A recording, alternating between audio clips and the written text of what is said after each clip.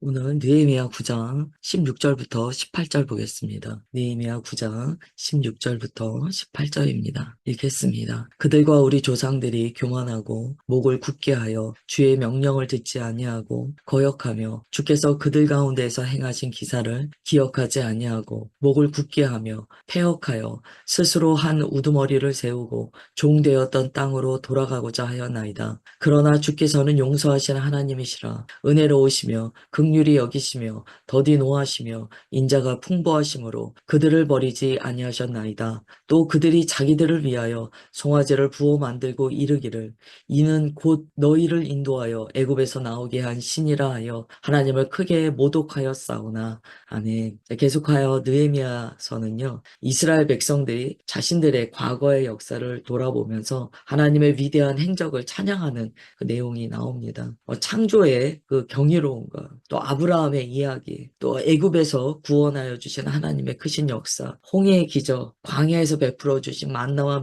메추라기, 이런 이야기들이 쭉 나왔습니다. 그리고 시내산에서 율법 수요, 또 하나님께서 하나님의 백성들에게 베푸신 능력, 은혜, 이런 것들이 이제 등장을 했어요. 근데 이제 오늘 말씀은요, 그러한 많은 은혜들이 있었어요. 근데 그러한 은혜가 있음에도 불구하고 사람은 얼마나 쉽게 교만해지고 불순종하는지 이것을 보여줍니다. 은혜가 없어서 하나님을 알지 못해서 죄지었다. 이거는 그래도 이해가 돼요. 근데 너무 많은 은혜를 받았어요, 이스라엘이. 그런데 그랬지만 그들은 교만하고 목이 굳어 있었다. 지금 이 이야기죠. 인간의 죄성은 망각이다. 다시 한번 말씀드려요. 항상 은혜를 망각하기 때문에 교만해지고 불순종합니다. 16절에 보면 이스라엘 조상들의 죄를 이렇게 얘기해요. 교만하고 목을 굳게 하여 주님의 명령을 듣지 않았다라고 이야기합니다.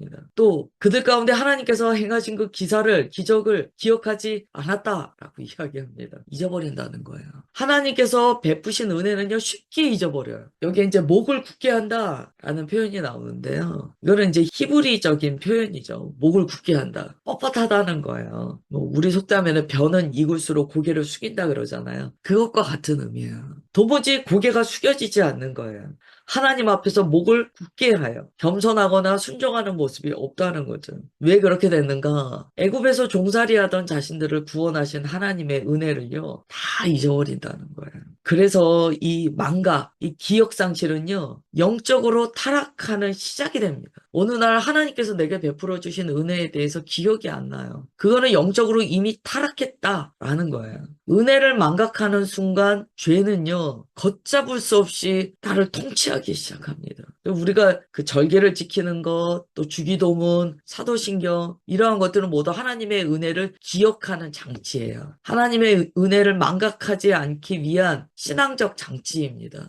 그래서 절기가 중요하고 주님 앞에 늘 올려드리는 주기도문과 같은 기도가 필요한 거예요. 이것도 또 반대로 생각하면 이 주기도문이나 절기가 그냥 일상적인 반복이 되면 그것도 아무 소용없겠죠. 그러나 하나님께서 신앙적으로 하나님의 은혜를 잊지 않는 장치로서 절기를 주셨다고 성경에 분명히 기록되어 있습니다. 그래서 기념하라, 기억하라 라는 단어가 나와요. 이 인간의 죄성을 아시기 때문에 주님께서 말씀하시는 것이죠. 17절에 보시면 이렇게 얘기가 돼 있어요. 그들이요 패역하여 스스로 한 우두머리를 세우고 종되었던 땅으로 돌아가고자 하였나이다. 이렇게 엄청난 얘기가 적혀 있는 거예요. 하나님의 인도하심을 거부하고 자기네들끼리 우두머리를 세워 다시 노예 상태로 돌아가려고 했다는 거예요. 이게 이제 금송아지 사건입니다. 18절 자기들을 위하여 송아지를 부어 만들고 이르기를 이는 곧 너희를 인도하여 애굽에서 나오게 한 신이라 하여 하나님을 크게 모독하였다라고 나와요. 이게 인간의 죄성이라는 거예요.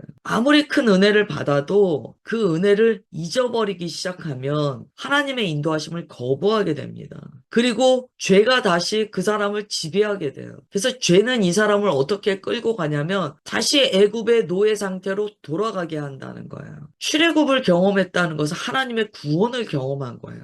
홍해의 사건은 세례의 사건이다 라고 이야기합니다. 주께 구원받아 세례를 받고 교회 공동체의 일원이 되었으나 한순간 주님의 은혜를 망각하면 하나님의 인도하심을 거부하고 다시 애국 가는 일이 생길 수 있다는 거예요. 하나님의 행하심에 대한 모독이죠. 금송아지가 자기네들을 인도했다라고 이야기합니다. 하나님을 모독한 거죠. 이게 있다는 거예요. 큰 은혜를 받았는데도 은혜를 잊어버린 자는 구원의 은혜는 자신이 기억할 때 은혜가 됩니다. 잊어버리면 망각해버리면 그때부터 이 사람은 어둠의 생각에 사로잡히게 돼요. 이런 일이 오늘날도 수도 없죠. 하나님의 은혜가 기억나지 않고 자기 생각, 자기 계획이 가득 차서 금송아지 만들어서 애굽으로 돌아가려고 하는 일이 얼마나 많습니까? 이게 인간의 죄성입니다. 근데 이제 17절 하반절에 보시면 놀라운 말씀이 나와요. 그러나 라고 이야기합니다. 그러나 주께서는 용서하시는 하나님이시라 은혜로우시며 긍휼히 여기시며 더디 노하시며 인자가 풍부하심으로 그들을 버리지 아니하셨나이다 라고 이야기해요. 이 그러나가 얼마나 감사합니까? 하나님께서는요, 우리가 죄 지을 때요, 깜짝 놀라지 않으세요. 우리의 그런 죄된 속성을 너무나 잘 아시기 때문이에요. 그래서 주님께서는 어떻게 하시냐면, 노하기를 더디하세요. 주님의 노하기를 더디하심이 없다면, 그 인자하심이 없다면, 벌써 우리는 이미 다 심판받아 끝났습니다. 주님께서는 계속 인내하신다는 거예요. 버리지 않고 인내하신다는 거예요. 이 이해할 수 없는 하나님의 자비를요, 우리가 아버지라는 말로서 표현합니다. 아버지이시기 때문에 자녀를 끝까지 기다려 주신다는 거예요. 그게 집 나간 둘째 아들을 기다리는 아버지의 마음이시죠. 그리고 하나님의 이 더디 노하심과 인자, 진실이 많으심은요, 예수님을 이 땅에 보내셔서 우리를 위하여 대속죄물 삼으심으로 확증되었습니다. 그런데 이제 문제는요, 예수님께서 처음 오셨을 때, 초림하셨을 때는 구원해 주러 오세요. 그러나 두 번째 오실 때는 심판해 주러 오신다는 거죠. 그래서 이제 전 인류는요, 하나님의 그 자비를 받아들일 것인가, 예수님의 십자가 구원을 받아들일 것인가, 아니면 거절할 것인가의 기로에 서 있습니다. 그것에 따라 이제 심판주로 오시는 예수 그리스도의 심판 아래 생명이냐, 죽음이냐의 결과가 갈리게 됩니다. 나는 빛 대신 예수 그리스도를 선택하는 삶을 사는가? 아니면 나는 어둠을 선택하는가? 그 문제에 있다는 거죠. 이스라엘 백성이 자신들의 죄를 고백합니다. 그와 함께 하나님의 한없는 자비하심을 또한 고백합니다. 결국 이러한 상반된 내용을 주님 앞에 고백함으로써 이스라엘 백성이 마음에 새기는 것은요, 우리는 생명을 따르겠다예요. 우리는 하나님만 따르겠다라는 결단이 포함된다는 것이죠. 그래서 우리도 주님 안에 신앙생활을 하면서 자신의 무너짐, 자신의 어두움을 극히 없어야 되는 것처럼 놀라는 것이 아니고 그걸 주님 앞에 고백해야 됩니다. 그리고 내가 연약하고 내가 이렇게 넘어졌을 때 강한 주님의 은혜가 있다는 것을 고백해야 돼요. 그런데 여기서 더 나아가 바울은 이야기합니다. 그렇다면 그런 은혜를 받고자 해서 너는 더 그렇게 패역한 삶으로 돌아가겠느냐? 그건 아니다. 이렇게 이야기를 해요. 이건 이제 균형 있게 우리가 생각해 봐야 되는 대목이에요. 우리는 항상 주님만을 선택합니다. 그러나 내가 넘어졌을 때 그걸 가리는 것이 아니라는 거죠. 그걸 가리지 않고 주님 앞에 들고 나아가 고백하고 자신의 연약함과 완악함을 통해 자복할 때 그때 더 은혜가 부어진다는 거예요. 그래서 회개하는 사람은 더 큰 은혜를 받습니다. 죄 지은 사람이 더 큰 은혜 받는다기보다 회개하는 사람이 더 큰 은혜 받는 거예요. 그 로마서에서의 사도 바울의 이야기는 그런 의미입니다. 그 다음에 19절부터 22절까지 보겠습니다.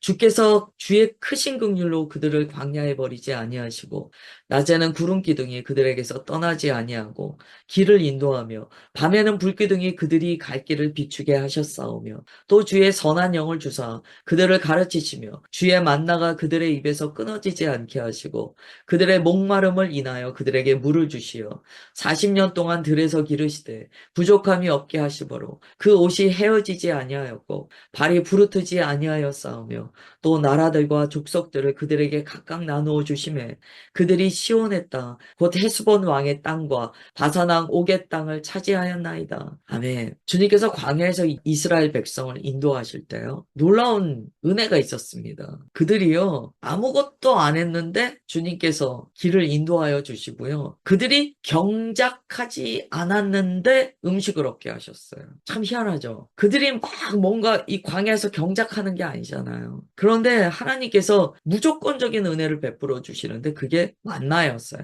근데 그들은 경작하지 않아도 돼요. 그런데 단 하나 그들이 반드시 해야 될 일이 있습니다. 하나님께서 정하신 말씀에 따라 만나를 거둬야 돼요. 하나님께서 말씀하신 명령에 따라 그들은 순종하는 삶을 살아야 돼요. 그래서 광야에서 그들이 배운 것은요, 자기 손으로 하는 수고나 노동이 아니에요. 말씀에 순종하는가를 주님께서 가르치셨어요. 이게 굉장히 신앙생활에 있어서 중요한 말씀이에요. 우리가 주님 안에 들어가 주님의 백성으로 살 때요, 주님께서 이것을 가르쳐 주세요. 내가 경작하여 얻는 것이 아니고 내가 너에게 주는 은혜는 나의 자비로 말미암아 주어지는 은혜다. 여러분 지금 이 말씀 기억하세요. 우리가 신앙생활을 하면서 주님께서 뭘 가르쳐 주시냐면 너의 삶은 너의 공로가 아니요 나의 전적인 은혜다라는 걸 가르쳐 주세요. 그래서 우리가 고백하게 됩니다. 나의 나된 것은 모두 주님의 은혜입니다. 내가 잘해서 뭔가 이루어내는 게 아니라는 거예요.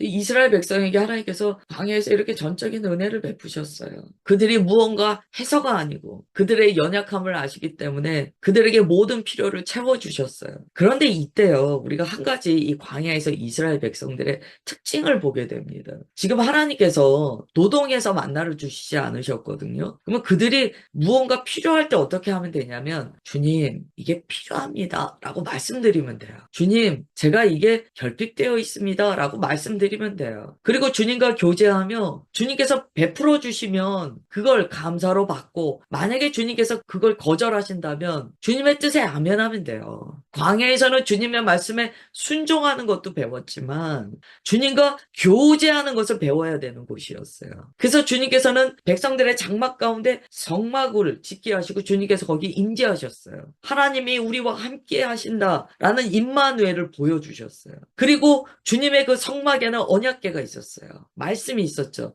말씀 위에, 언약궤 위에 그 뚜껑이잖아요. 거기를 시은좌라고 그랬어요. 하나님의 은혜의 보좌라고 그랬어요. 그러면 하나님의 은혜의 보좌의 기초가 무엇입니까? 말씀이었어요. 그런데 광야에서 이스라엘 백성들을 보면은요, 이상한 현상이 나타나요. 짜증내고 불평해요. 하나님께서 자신에게 베푸시는 은혜를 망각하고 막 불평해요. 모세한테 불평하고 모세한테 책임 전가하고 이래요. 그래서 광야를 보면 그냥 인간 자체가 보입니다. 아, 사람이 저래. 그러면서 내가 그래. 그래, 내가 그런 죄성이 있는 인간이지라는 걸 깨닫게 돼요. 정말 금송아지 사건은요, 그보다 주님을 모욕할 수 없는 큰 죄였습니다. 그러함에도 불구하고 그 반복된 죄와 반역, 하나님을 만홀히 여김에도 불구하고 광야에서는 주님께서 계속 인도하셨어요. 그러나 그들은 가나안은 들어가지 못했습니다. 99.99%가 못 들어갔어요. 여호수아와 갈렙이 들어가잖아요. 광야 1세대는 못 들어갔어요. 이걸 우리가 전체적으로 다 이해해야 합니다. 하나님이 은혜가 한이 없으신 자비하신 하나님이시라고 우리가 교만하면 안 되는 것들을 깨달아야 돼요. 광야에서 주님께서는 육적인 필요 채워주셨어요. 또한 영적인 필요도 세심하게 살피시고 채워주셨습니다. 하나님께서는 우리에게 구원받기에 필요한 모든 것들을 다 넘치도록 제공해 주셨어요. 하나님의 베풀어 주심이 부족해서 구원받지 못하는 게 아니에요. 이미 넘치도록 다 채워주셨으나 자신이 말씀에 순종하지 않음으로 못 받는 거예요. 기억하세요. 시은자가 있는 언약궤 안에는 하나님의 말씀이 들어있다. 그래서 22절 하나님께서 드디어 이제 가나안 땅으로 백성들을 인도하시고 그곳에서 기업을 얻게 하실 때 광야 1세대는 이제 소멸하게 되죠. 그러나 이것을 이제 우리 한 사람의 내면으로 봤을 때는요, 광야를 지나며 어떤 일이 벌어진다라고 해석할 수 있습니까? 우리 안에 광야 1세대가 죽어야 한다는 거예요. 광야 1세대는 어떤 세대냐면 하나님의 구원의 은혜를 받았지만 아직 어둠이 혼재되어 있는 상태입니다. 두 마음을 품은 상태예요. 광야를 지나면서 반드시 일어나는 일이 이 두 마음 상태의 멸종이에요. 그걸 우리는 성화의 길이다라고 합니다. 그래서 성화 공동체인 교회 안에서는요, 계속해서 광야 1세대와 같은 마음이 소멸하는 역사가 일어나게 됩니다. 결국 우리가 왜 모여서 예배드리며 왜 말씀을 들으며 왜 말씀에 순종합니까? 내 안에 이 혼합된 마음들을 끊어내기 위해서요. 그리고 우리는 주님의 거룩한 기업 드디어 그 나라에 들어가 영원 복락을 누리는 주님의 천국 백성의 삶, 주 하나님의 거룩한 그 나라의 일원으로서의 삶으로 우리는 들어가게 됩니다. 오늘은 여기까지 보겠습니다. 하나님 아버지 감사합니다. 우리의 나열하기조차 힘들도록 많은 그 죄악 가운데 노하기를 더디하시고 인자가 한이 없으사 우리를 놓지 않으셨사오며 마침내 아들 예수 그리스도를 보내서 우리 안에 장막을 치고 주의 말씀이 거하도록 역사하여 주셨습니다. 예수님의 십자가 은혜로 예레미야도 예언한 그대로 이제는 우리의 마음에 주님의 말씀이 새겨지게 되었습니다. 이 선한 양심으로 주님의 은혜를 붙들고 살아내게 하옵소서. 오직 주님의 말씀을 따라 순복되어짐으로 언제나 쉬운 자에서 베풀어 주시는 하나님의 자비를 경험하는 우리의 삶이 되게 하옵소서. 주님 그렇게 역사하여 주심을 믿사오며 사랑하는 주 예수 그리스도의 이름으로 기도드리옵나이다. 아멘.